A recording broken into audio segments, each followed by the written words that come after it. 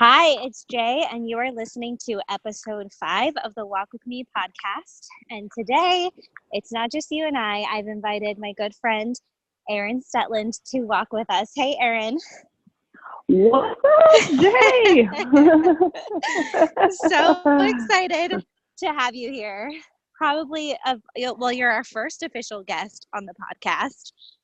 And Cool. I know, and there's great intention behind that because a lot of this entire idea of doing a podcast this way was born from conversations we've had, and actually a mantra that you use in life and business, which is movement in your body creates movement in your life. And Hello. Right? And I hear your little voice in my head all the time. So I'll say more about that in a second. But first, let me introduce you all to Erin. Erin is the author of Mantras in Motion, Manifesting What You Want Through Mindful Movement. She is a mind, body, fitness expert. She's a host and coach. She's a TV host on the show Altered on Z Living. And she's also the creator of Shrink Session and Soul Strolls, which are online programs and ways to work with Erin virtually. So I'm so happy to have you here, Erin, and excited to talk. Yeah. Yeah, I'm psyched to be here. I love that it's a little raw, and we'll jump over each other, and that'll be perfect. It's great. Yeah, because when you're actually walking, talking with your friends, that's how you talk. Oh, completely. So before we get started, I want to invite anyone who's listening to take this opportunity to get out and walk. The whole idea is that you do get to move your body, and that we do get to walk and talk in an intimate way, and hopefully have a conversation that inspires you. And after this 30-minute walk together, hopefully you'll feel a shift in somewhere in your life where you either consciously or unconsciously needed it most. So, Erin, FYI, I created this whole thing because I'd been feeling pretty stagnant and stuck being pregnant, and feeling nauseous and sick, and not really moving my body a lot. And also just going through some major changes in my life, like switching up the way that I run my business and my day-to-day. And that mantra that you said before, and that I know that a lot of your work is based off of, that movement in your body creates movement in your life, inspired me to think of a way to be able to do my work in the world and move my body at the same time. And so that's how Walk With Me was born. The idea that I can walk Brilliant. And work with my clients and be moving my body because it feels like a priority and a necessity right now. And hopefully that would bring forward momentum for me. And also just notice that with all the women I work with, what we struggle with is moving our body consistently. And it's the thing I always hear them saying they want to do more of. I really need to be moving my body. I really need to be getting exercise. So I thought, what a great way to hold each other accountable. I love it. Anything, what would you, just thinking of that mantra, movement in your body creates movement in your life. Can you share with us why? Because I know you have experience with this. You do this work with your clients. You know the science behind it. Why is this true, that movement in our body creates movement in our life? Well, I think when we're feeling stuck in our lives, there is we're not often just mentally stuck. We can get kind of stuck on an idea where we're kind of rounding about in a circle over and over again on a certain idea. So we're ruminating, on something, and so we get stuck mentally. But then I also think we get stuck physically as well. So, they say a body in motion stays in motion, and a body at rest stays at rest. And so when you're at rest and you're not moving, that your energy is not moving as well. And so what happens when you get up and you actually move? Well, obviously the science behind it is you begin releasing endorphins, you begin getting more oxygen to the blood. They say even a 10-minute walk outside, which is why this is so brilliant, what you're doing, can help dramatically reduce stress and improve optimism and productivity. But I think there's something about just that physical movement of seeing other things other than like sitting at your desk and looking at your computer screen, or sitting in your home and looking at the same atmosphere. It's really, there's obviously a science also behind neuroplasticity, which is the brain's ability to change and grow and mold and shape in new ways. And there's a lot of different ways we can do that. And, one of them, example of great way to increase neuroplasticity is to do new things. So on your route home, you take a new route instead of the old route, because you start to see new things, and you make a right instead of a left. And so I think that's really what's happening with movement as well. You're training your brain to see and think in new ways as a result of the movement. And, you just, the kind of bare bones, forget the science for a second, the bare bones, you just feel better. And you know what I mean? What's so amazing, and I know you know this as well, is a lot of the stuff we do, there's science that backs up a lot of all the stuff that we do and talk about here in the wellness world in particular. But at the end of the day, it's like, what makes you feel better? Let's do that. Right. And so I think that's really what happens with movement, is you just feel better. And when you feel better, you have access to more creativity, more ideas. You have access to more compassion, more self-compassion. And this is how movement in your life begins to start, when you are feeling better. Oh my God, so true. It's like, and then also, before, which has been true for me, especially just feeling sick and getting stuck in the mindset of not moving as a way to feel better, and then recognizing that was just a belief all along. And actually, if I just get myself moving, there's a way that'll make me feel better. But paired with that, I know you also bring mantras into play with movement. So share a little bit about that.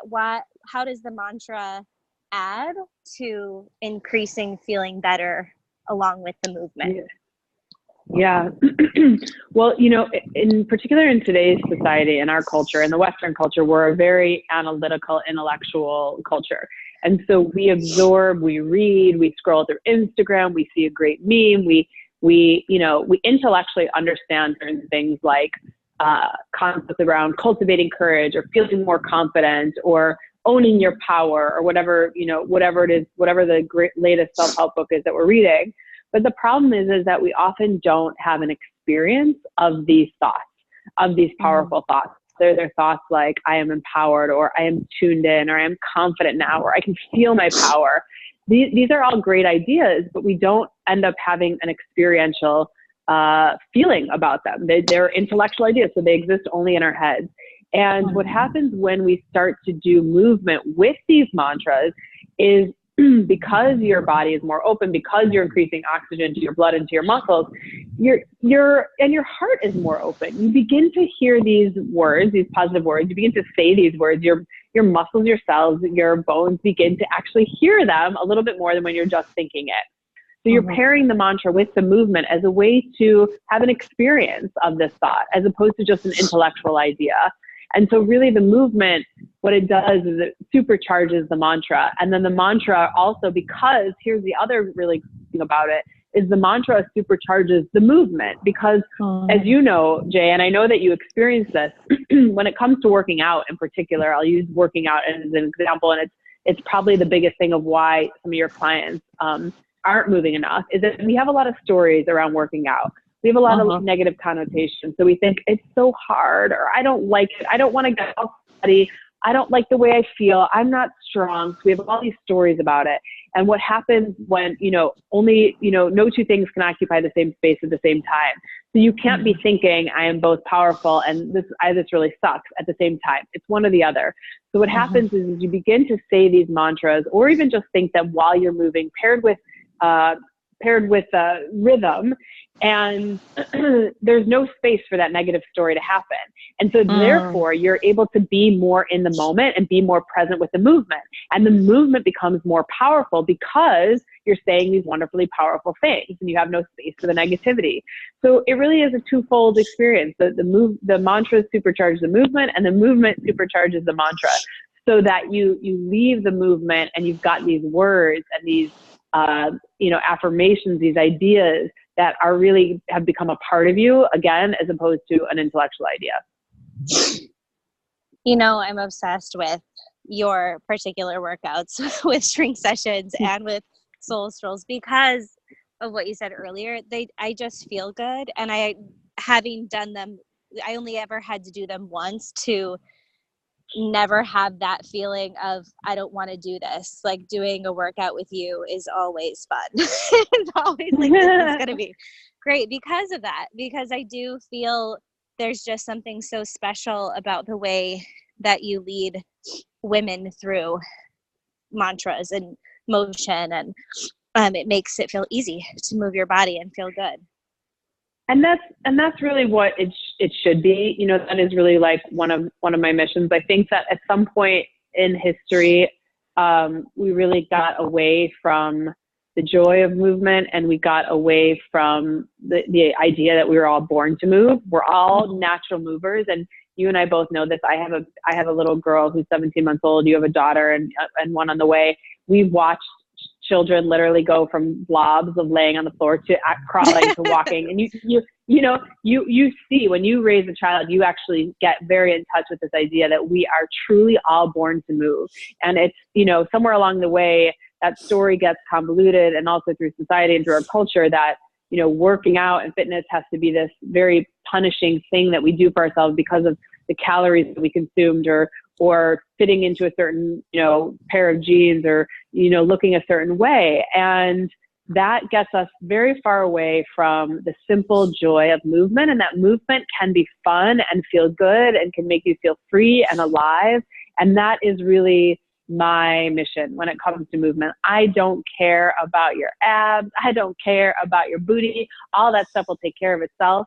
But what I want you to experience is this real beautiful flow of movement, and get in touch with this idea that you were born to move. Mm-hmm.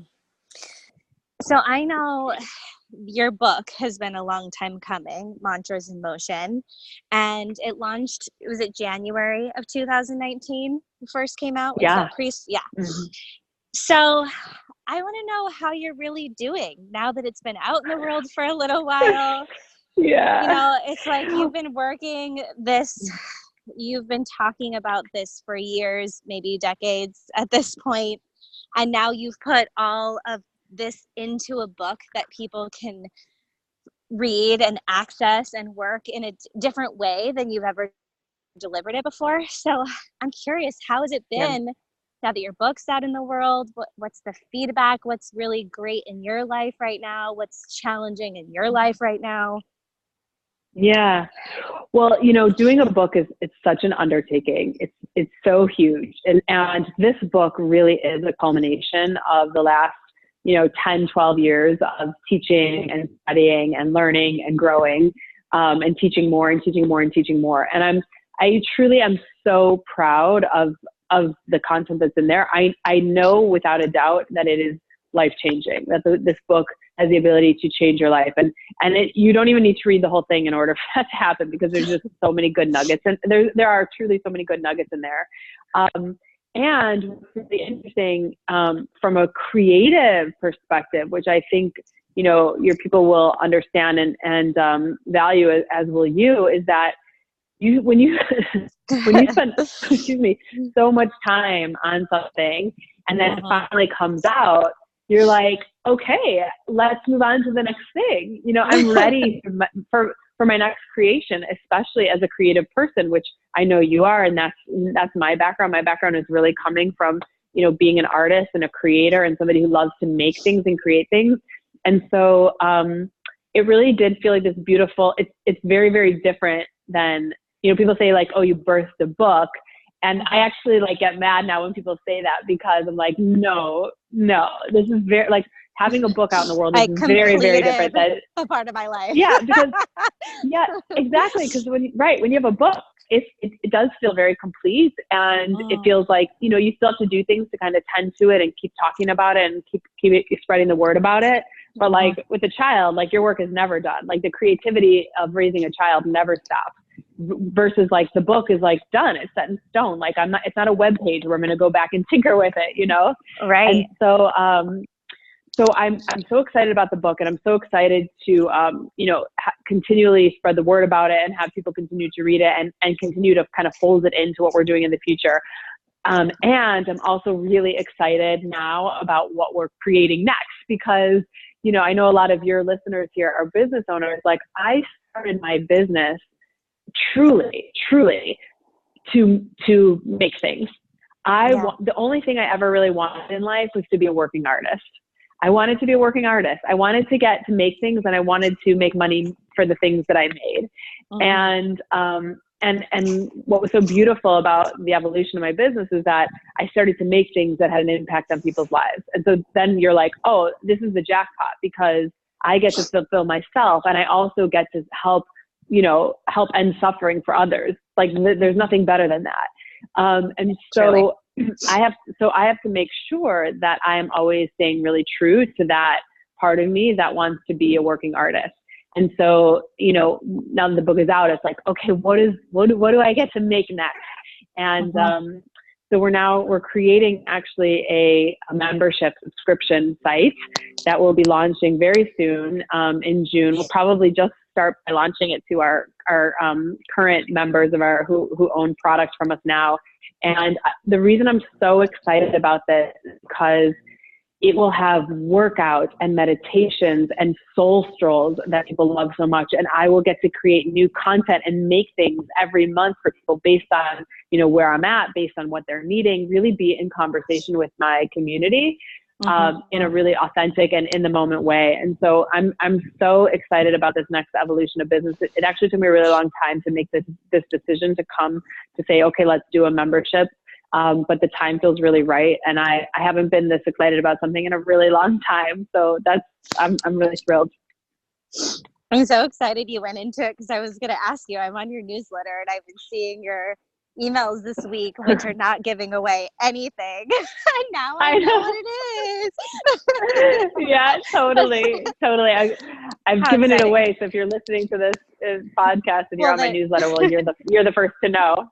Well, this will come out after, so you definitely, you know, they won't be able to give away the surprise.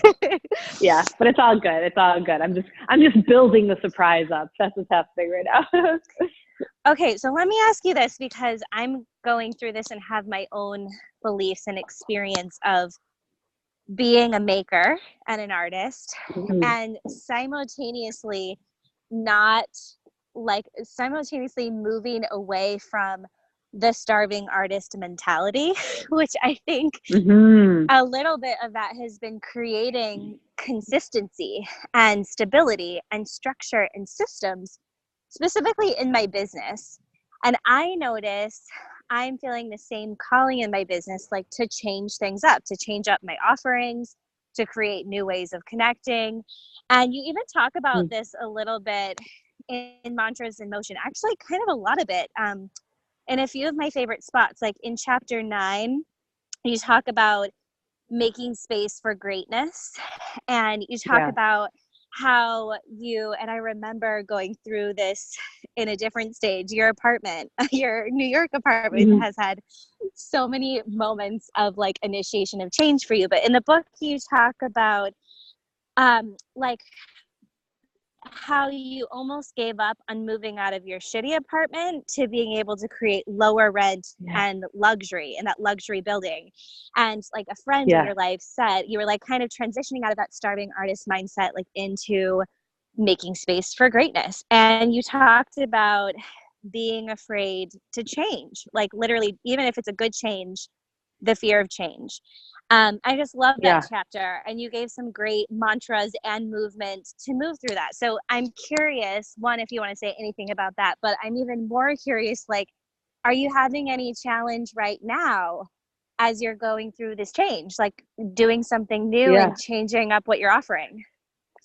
Well, it's funny you say that. So I think that experience of where in the chapter I talk about, I was living in this little studio in the East Village. This is years ago, many, many, many years ago.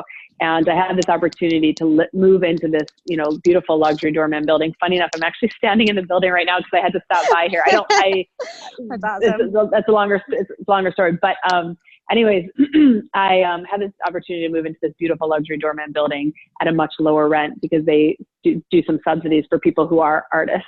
And I really struggled because I so identified with the person who lived in this tiny little studio and struggled. And like, it was the East Village of New York, and everything about it was like really hard. It was like really gritty. And like, that's who I thought I was. And I'm like, who am I going to be if I move into this beautiful luxury space? Like, that's not like, Erin's not like rich and luxurious. I don't know who that is. And anyways, I gained the clarity that it was absolutely the right thing, that I needed to make space in my life for more abundance to come in, and for more space, for less hustling, less frustration, less challenge, more ease, more flow. And I think through that leap of faith, and I've had many times in my life where I've transitioned from, the greater thing, from the lesser thing to the greater thing, and really struggled with it because struggled with what I was potentially losing.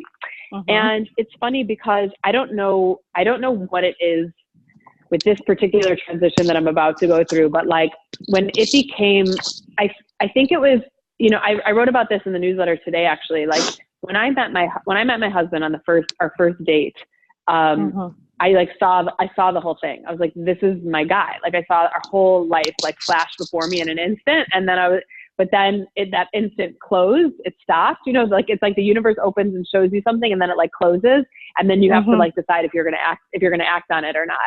And I had some personal things to work out before I could move forward in that relationship. And I think the same thing kind of happened with this membership. Like I saw it was so clear to me. It felt so right. And then I had to work some things out, but, it wasn't really, somebody said to me, not too long ago, they're like, wait, so you're going to stop selling your products? Like what happens if you don't make revenue? And I'm like, and I was like, it was the first time that I even had that. I never even had that thought. I'm like, because I'm like, I'm like burning the bridge. I don't know what that phrase is, but we're like, burn the bridges behind you. And I'm moving full forward ahead, this thing that I'm excited about, that I feel good about, that I trust in, and that I believe in. And the thing about it is that I don't want to go back to what that was. Like the other way of selling was so wonderful for the time that I was doing it. But I got to a point where what I was doing, it was keeping me a little stunted, because every time I would have an idea to make something, I would be like, but we have to package it, and then we have to promote it. And it felt so hard. And so I stopped wanting to make things, because every time I made something, it's so hard. And so with this membership, I'm like, I can make something, for the people in the moment, and they're paying for it monthly. I don't have to keep selling. You have to keep selling a membership in a very different way. Don't get me wrong. It's not like I'm done selling or promoting that. That's always a part of your business. But this just feels like a much better flow. And so in this particular transition, it's like, yes, I'm scared. And yes, I have a lot to lose. But I think what I'm excited about is bigger. And I think that's really what's important about transition. The thing, Jay, I'm sure you remember when we did your show a couple of years ago, I talked about my couch. The couch, that's what I was referencing. Yeah. Also, then the new apartment was leaving that apartment to move in with your husband. Totally. So when my husband moved into my little tiny studio, and we decided we were going to stay in the studio for a while. Which was the luxury studio, right? So, right. Yes. And it still very much was, but it's, that's a small space for two people. But we decided let's redecorate the whole place, and we'll do that. We'll stay here for a little bit longer. And so I was like so excited about the redecorating, because like there's a lot of enthusiasm, there's a lot of creativity around that. We went out, we started to buy things. I bought a beautiful couch, and then I got home, and this is the strangest experience. I couldn't even believe that it happened to me, but I opened the door and I looked at my couch that I had, and this couch that I had in the studio was a symbol of my independence. I bought it with my own money. It was a symbol of like making space for that greatness. And I suddenly started to cry. I started to cry because I was so sad about getting rid. It was symbolic for me. It was basically me saying goodbye to like my single years, and I had to make space for this new couch. And I was like depressed about it for like a week. I kept saying to my husband, okay, can we, he wasn't my husband yet. We were still dating. Well, I think we were engaged, but he said, I said, can we give it to someone who we know so we can like go visit the couch? It was ridiculous. And what he said to me in that time, I'll never forget. And it was such a good lesson. And this is such an important lesson about transition, is he's like, Erin, you are so focused right now on what you're losing and the past, that you're not paying attention to all that you're not focusing on what you're gaining and what's coming into your life and how your life is expanding. And I think that was a real big turning point for me around transition. We have a real big choice when we're in transition and we're letting go of something to stay focused and keep our head and attention turned on the path. But we can literally physically turn towards the future and look towards that vision and start moving, which is why movement is so important. Start putting one foot in front of the other and walking towards that vision and that future that you want for yourself. And I think, you know, you have a choice every time you transition. You really have a choice. And I'm not saying that it's easy and that you shouldn't take time to mourn, because you need that time. But you also then have to like literally turn your attention in your head towards the vision and towards your future. Okay, I want to reflect a few things I'm noticing. One, I'm thinking of the listener and wanting you guys to think about, because for me, this is like feeding my soul, because I'm going through this right now. So every word, I am just like salivating on. It made me emotional when you started talking about your couch, because, and listener, I want you to think about the thing that you are going through, the thing you're making space for greatness for, and what you're feeling around that. So I witnessed, first of all, Erin, like it feels like you've done this work and it's embodied in you, and it's recognition that when we do the work and we practice these things in our life, that it gets easier. And then we kind of just do it subconsciously the next time it rolls around. And so I know you've done this a few times, but perhaps in this particular case, like this is an embodied lesson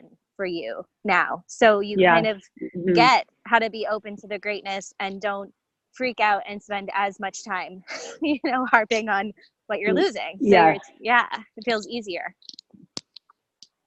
Definitely. It's, you know, it's you practice it. And who knows, I'm not, you know, there might be something else in my life that feels harder, maybe because business feels as, you know, it's still very personal, obviously, but I think you practice it, and like you said, it becomes part of your subconscious. I love that. So for me, it's like it is my business. My business feels really personal to me. I don't have a lot of separation between it, and so it's like it's Mentor Masterclass for me. It's like I'm changing. I don't know how much longer I'm going to offer that program, and there are these new things that want to be created that feel really big. And it's like your apartment.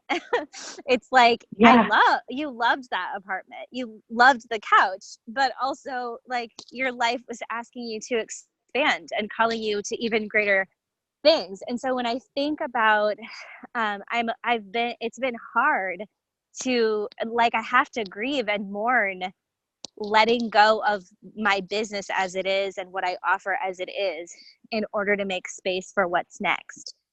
And I think that's the key, what you said. What the thing I'm learning so far is that the grieving is okay and it's important and it helps, at least in the stage of getting comfortable and confident with transitions for me there. I think there, like you said, there's other areas of my life where I've done enough practice with the transition and I can handle it. But for some reason, for me in business, it's been really hard this time around. Well, especially because business is tied, you know, to your livelihood, right? So it's personal, but it's also like your necessities, right? You need your finances and your money to survive, and it calls into question like how will we function as a family and how will we pay our bills and all those things. So I certainly feel that. You know, like, where is the money gonna come from? Like, and it's, you know, but I think you can be afraid, but you can't be afraid to change and to move forward and to listen to what you're being called to do. And I think that from my experience, every time that I've taken a risk based on what I feel know to be true in my heart, and that it is calculated with, it is not just like a willy-nilly, like, you know, jump, like it's thoughtful. Like it's not like I just decided to do, for example, like I just decided to do this membership and like, this is very thought through. I looked at the finances of it, I'm looking at all the things. It's still very much a risk, but I have learned that every time, particularly in my business, that every time I've taken a risk, it always pays off one way or another, because, and this is, I think, a really important lesson in business, even if the thing that you're creating or making doesn't necessarily succeed by the measures of which you set for it, there are so many lessons that you learn from it. And the person that you become as a result of going after your dream and creating the thing that you want to create, and who you had to become to, when you were in there toiling and making it, and the leader that you had to become to lead a team to do this new thing, that is a new person. And I think a lot of the times we forget to really celebrate the person we become through growth. And we are really just only focused on like the thing. Did we get the thing that we wanted to get? Did we make the money? Did we get the guy? Did we lose the weight? That we really forget, like, who is the person that I became as a result of it? Because the beautiful thing is that is the person that you get to be for the rest of your life. Nobody ever gets to take that away from you ever. And those lessons that you learn along the way are yours to keep. And so to me, that, another one of my core values, in addition to making things, is growth, is growing. I have to feel like I'm growing. I have to feel like I'm learning. And so, one of this risk in business, this transition in business, is very much about like the things that I'm going to learn along the way. I'm already learning just through the result of kind of getting it started. So hopefully those of you listening can begin to really focus on that part of the transition, is who you get to become through your transition. Have you read the book Do the Work by Stephen Pressfield? Yeah. I love Stephen Pressfield. I actually already filmed the next podcast episode, and it's about resistance, and it was inspired by that book and what I'm going through. And you're kind of reiterating a few of the things that I think are important when you're calling in greatness or creating. You're talking about being a maker and creating new things, and resistance is going to show up for all of us, no matter what stage you're in. Resistance is going to show up, and some of the ways to move through the resistance, Stephen says in the book, are like just to be stupid. Actually, a little bit of stupidity goes a long way. Which kind of made me think about what you said about your friend. Like, well, what about you're just going to stop selling your products, and like, what are you going to do? Like, you actually kind of need to not overthink. And then rational thought is the other enemy of creation. And so like you actually just need to get started sometimes and jump in and do it and be a bit naive about all of it. Otherwise you can't be a creator and a maker, and you can't really ever move through resistance. So I hear that a little bit in how you're approaching this project too. I mean, I'm telling you, when this person said this to me, I was literally like dumbfounded. I was like, oh shit. Like, which is great. Which me, Jay, like I'm a real like logical, like realistic person. I really am. And I sort of pride myself on that. It sometimes holds me back, but it's just a part of who I am. And I was both dumbfounded by the fact that like I hadn't thought about that, because I was so like convinced and like, well, this is what I want to do, and this is what's going to work. And then I was also like really proud of the fact that I hadn't thought about that. I'm like, oh, you're very confident. I am so. That's the other part of it, is like blind faith and stubbornness, just like going after it anyways, just being like, well, I'm just doing this thing. But I feel like listening to you and knowing you, and how sometimes you really get so much into rational thought about making decisions and we'll like go for hours on it. But I feel like I have more faith in this project for you, because it just feels to me like you are following your heart. And I know you have business strategy because you're a brilliant businesswoman, but it really feels like this desire to make and this desire to launch things in a way that feels good and shift things to be in more alignment is really coming from like the fierceness and openness of your heart.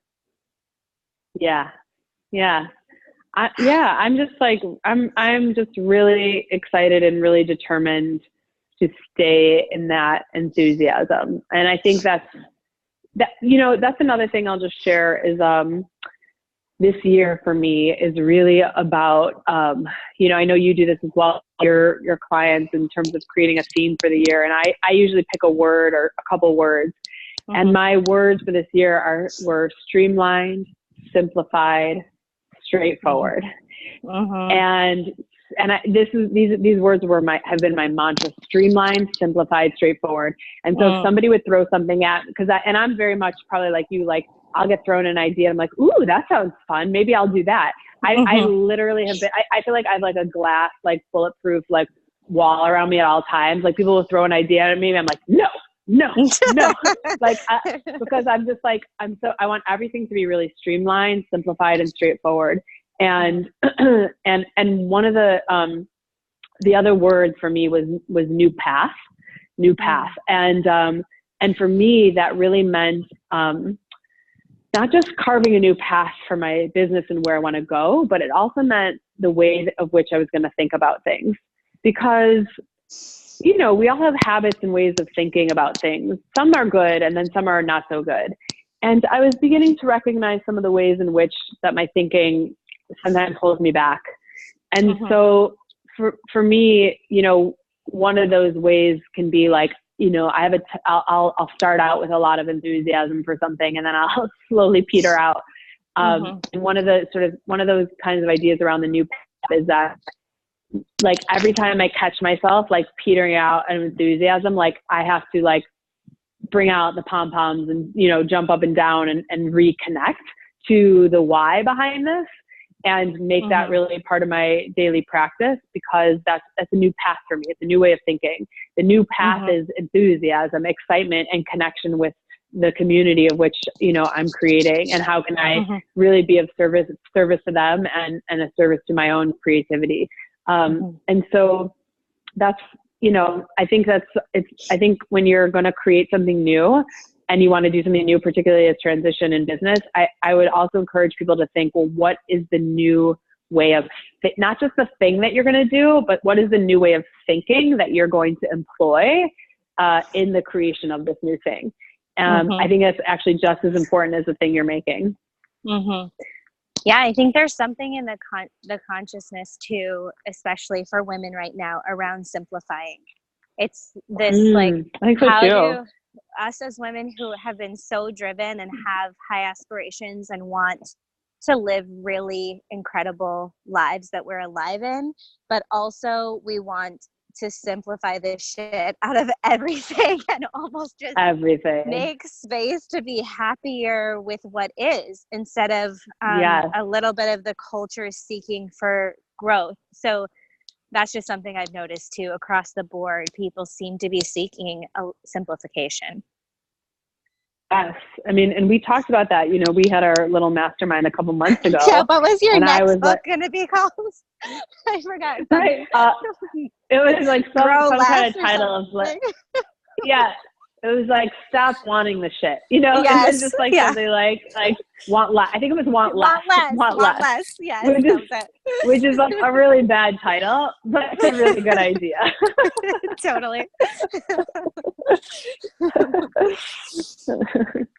Do you remember, I have the mantra from chapter 9 actually, which I think would just be sweet to introduce, to say for the women.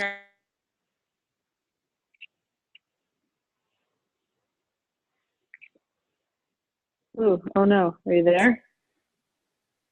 Yeah, I'm back. Okay, good. Do you know the mantra by heart from chapter 9? I make space for greatness. Yes. Can you lead us in it? I think it's like a perfect time to just do a mantra together for calling in greatness. For calling in greatness. So it is, I make space for greatness. I call in my success. Oh, you want to repeat it after me? Right. No, tell us first and then I'll repeat it. Yeah. And then we'll repeat it with you. Okay. I make space for greatness. I call in my success. I am powerful and I attract the very best. I'll say it again. Okay. I make space for greatness. I call in my success. I am powerful and I attract the very best. All right. Should I go or should I repeat after you? Do you think you have it? Do you I think remember I got it. I got it. Yeah. You guys Try got it. it with Try me. it. So you Try guys it. say it with me. I make space Okay. for Yes. greatness. I call in Yes. my success. I am Yes. powerful. I Yes. attract the very best. I'm going to do it again. Woo! All right. I'm going to do my walk I'm going to walk like I really mean what I'm saying too. So Okay, good. Yes. Okay. I make space for greatness. I call in my success. I am powerful.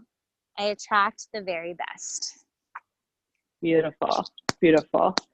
And in the book, as you guys know, or maybe you don't know, but you know, Jay, obviously, there are movements that you can do in your living room in a matter of 5 minutes that go along with this mantra so that you can, again, really embody it and become it and feel it and live it and breathe it, because thank you for reminding me of it, because, you know, it's funny, I did a Facebook Live on this particular chapter the other week, and it's really nice to hear it reflected back to me in as it pertains to this new project that I'm doing. That's the other thing I have to say about the mantras, if I can be so bold to brag about them for a moment. But yes, what I think what's really great about them, and this is what people do, they do tell me this all the time. So when I was teaching in New York City, I would, you know, I was teaching a theme of mantras for like a month, and inevitably, like, people would always come up to me after class and be like, oh my God, these are so perfect for where I am right now. And then the next month, the same people would be like, oh my God, these are so perfect for where I am right now. Yes. And what's really powerful about the mantras is they really do apply to wherever you are right now. So as you were saying that and reflecting that back to me, I was like, oh my God, yes. And I was thinking specifically about this new project. But, you know, in 3 months, I could be using the same mantras to think about something else that I'm working on.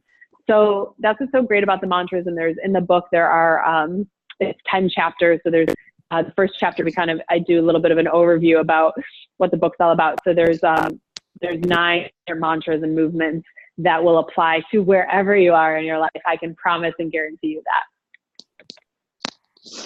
I totally felt that too, with so many of them. It's like every chapter was a different theme, was a different invitation for the mantras, and I could literally think of something happening in my life that one of the mantras applied to in every chapter. Basically. And then it'll change. You know, you'll go back and revisit that same chapter, and something that applied to, let's say, your marriage, that same mantra now applies to your business or to motherhood. So it's weird how they're specific enough and yet general enough that they are, I don't know, they're sort of magical to me in that way.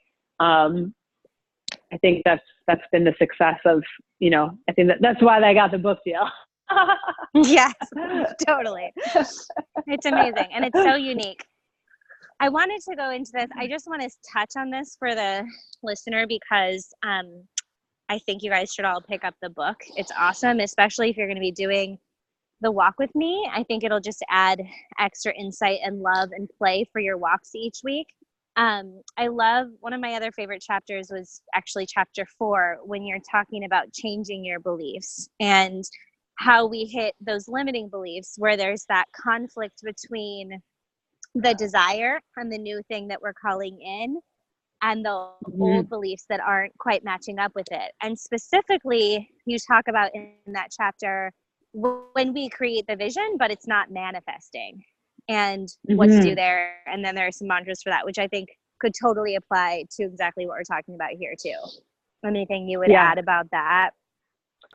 Well, I think, you know, our belief system, you know, I have a wonderful friend, Catherine Kalat, who is a metaphysic and manifesting consultant. She's brilliant, but she talks, and I quote her in the book a little bit, but she talks about this idea that our beliefs they actually are always working on our behalf.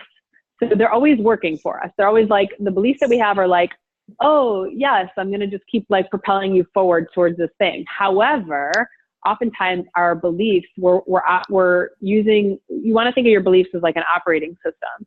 And if you're using the operating system from 2018, that is not going to get you towards the goal that you set for yourself in 2019 or 2008. Sorry, I meant like 2008. If you're using like a very old operating system, meaning beliefs that are in alignment with who you were 10 years ago.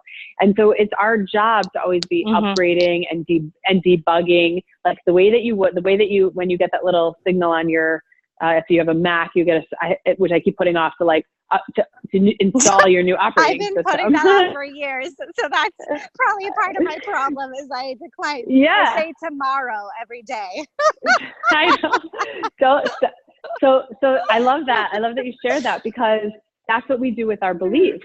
We're like, we keep getting called to upgrade and reinstall our belief system when, we say, oh, we want to, fall in love and meet the soulmate, or we want to expand our business. I think like that one really relates to probably the listeners here. Oh, I want to expand my business. And then we don't. We every year keep making the same amount of money. And our belief system is like, would you like to upgrade to the belief system that says you can actually make, double what you made last year? And you're like, no, I'll do it tomorrow. Tomorrow. Right. Remind me tonight. That's the one that I always click. Remind me tonight, as if I'm going to be on my computer later tonight. But so that's, you got to take the time, especially when you set a new goal for yourself, and you're charting a new path. Chart out the thing, make your strategy, get clear on the vision, map it out, do all the things, and then pause everything and be like, is there anything within me that is afraid of this, that doesn't believe it's possible, that thinks that I don't deserve it, that thinks that I can't handle it, that thinks I'm not smart enough, that thinks I'm not talented enough? And like, sit down, spend some time. And I have some really great exercises in the book to help you identify what those limiting beliefs are and help you create new ones. And let me tell you something, as I'm working on this new project, I certainly we mapped out the finances of it and what it would look like, kind of what it would look like in the first year and the second year. And I was like, and sort of the numbers that we kind of need to reach to get to the financial goals that I really want, they're pretty big numbers. And there was a part of me that, like, when I saw those numbers, I was like, how the hell am I going to do that? And I know, and I knew right away that there were some beliefs around that. Like, I can't hold space for that many people, and I can't attract that many people. And there were a lot of beliefs that came up. So, part of what I do now in my, because I'm doing daily meditations now, sitting meditation, breath meditation. I really work on those beliefs in my meditation because I need to upgrade them in order to reach these goals. I need to. And so do you, so do you, and so does everyone listening. It's really, I believe, really, really imperative. I remember years ago when I was first launching the Shrink Session product,